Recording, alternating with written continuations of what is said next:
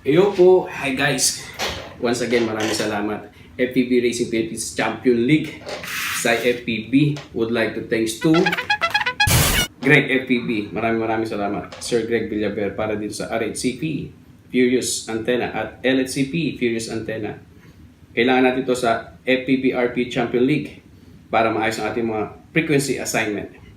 Anyway, maraming salamat Jerry Copter for your regalo, siyempre, Air RHCP. At siyempre, para sa Season 1, Race 5, kailangan natin mag-prepare, kailangan natin mag-practice, kailangan natin ng maraming props.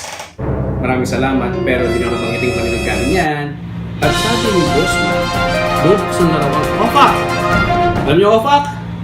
Open for all class.